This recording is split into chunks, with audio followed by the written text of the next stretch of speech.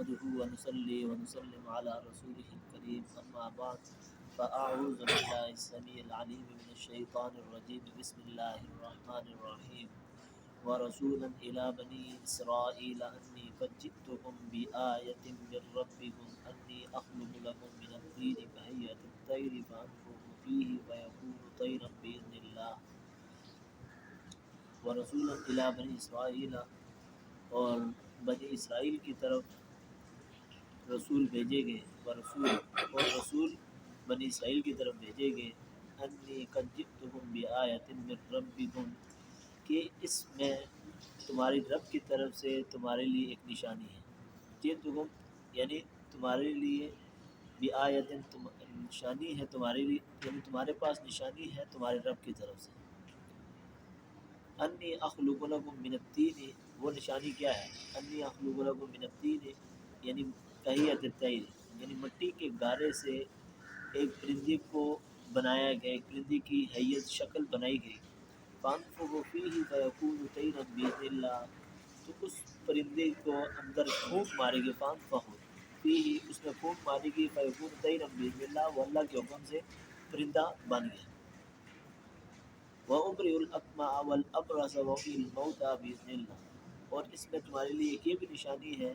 کہ مادر ذات اندھے اور والابرص اور برس کی بیماری کو تندرست کیا جاتا ہے. وَأُحْيِي الْمَوْتَىٰ اور مردوں کو اللہ کے حکم کے ساتھ زندہ کیا جاتا ہے. اس میں ایک یہ معجزہ تھا حضرت عیسیٰ علیہ السلام کے پاس کہ ایک تو وہ پرندے جیسی کوئی شکل بناتے ہیں یعنی پرندے کی حیت کی شکل بناتے ہیں پھر اس میں پھونک مارتے تو اللہ کے حکم سے ایک پرندہ بن کر اڑ جاتا تھا یا پرندہ بن جاتا تھا. اور پھر اسی طرح مادر ذات اندھے اور برس والی جو بیماری ہوتی ہے ان کو اللہ کے حکم سے حضرت عیسیٰ علیہ السلام ان کو دعا کرتے یا جو بھی وہ درست ہو جاتے ہیں ٹھیک ٹھاک ہو جاتے ہیں. اسی طرح مردوں کو حکم دیتے ہیں زندگی کا تو وہ زندہ ہو جاتے ہیں یعنی یہ سارا کچھ اللہ کے حکم سے. وَأُنَبِّئُكُمْ اور میں تمہیں خبر کرتا ہوں خبردار کرتا ہوں تمہیں بتاتا ہوں بما تأکلون جو تم کھاتے ہو وما تدخرون اور جو تم ذخیرہ کرتے ہو فی بیوتکم اپنے گھروں میں یعنی یہ جو چیزیں تم کھا رہے ہو اور گھروں میں ذخیرہ کر رہے ہو اس کے بارے میں بھی میں تمہیں بتاتا ہوں کہ تمہارے گھر میں کیا کیا چیز ذخیرہ ہے اور تم کیا کیا چیز تم نے کھائی ہے کھا کر آئے ہاں وہ میں تمہیں بتا رہا ہوں. یہ بھی ایک اللہ کی طرف سے معجزہ تھا کہ اللہ نے حضرت عیسیٰ علیہ السلام کو ان چیزوں سے آگاہ فرمایا اور نشانی فرمائی نشاندہی فرمائی. ان فی ذلک لآیۃ لکم بے شک اس میں تمہارے لیے نشانیاں ہیں ان کو تم مؤمنین اگر تم ایمان لاتے ہو یا تم اللہ کو مانتے ہو تو اس میں تمہارے لیے نشانی. اب یہ جو معجزات تھے حضرت عیسیٰ علیہ السلام کے بعد یہ حصے تھے. اب نبی پاک صلی اللہ علیہ وسلم کے جو معجزات تھے وہ حصے نہیں ہیں وہ مطلب ایسے ہیں جیسے قرآن ایک معجزہ ہے. اور اسی طرح آپ صلی اللہ علیہ وسلم سے ابو جہل نے ایک دفعہ سوال کیا کہ آپ کے ہاتھ میں بلکہ میرے ہاتھ میں کیا ہے. نبی پاک صلی اللہ علیہ وسلم سے پوچھا تو سننے میں ایک کنکریاں تھی انہوں نے خود جواب دیا ہم مطلب اس طرح کی. اور اسی طرح آپ صلی اللہ علیہ وسلم سے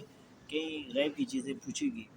تو آپ صلی اللہ علیہ وسلم نے اللہ نے ہی دیکھے ہوتا تو اللہ ہی کی طرف سے گئی لیکن اللہ نے نبی پاک صلی اللہ علیہ وسلم کو بتلائی اور آپ صلی اللہ علیہ وسلم نے بیت المقدس کے دروازوں کے متعلق پوچھا گیا اور وہاں کی چیزوں کے بارے میں. اب دیکھیں ایک دفعہ بندہ کسی جگہ جائے اور ساری چیزیں تو نہیں نوٹ کر سکتا لیکن آپ صلی اللہ علیہ وسلم نے ان ساری چیزوں کی نشانیاں بتائیں فلاں فلاں یہ دروازہ فلاں جگہ پہ تو یہ ساری چیزیں تو یہ اللہ کی طرف سے ہوتا ہے. اب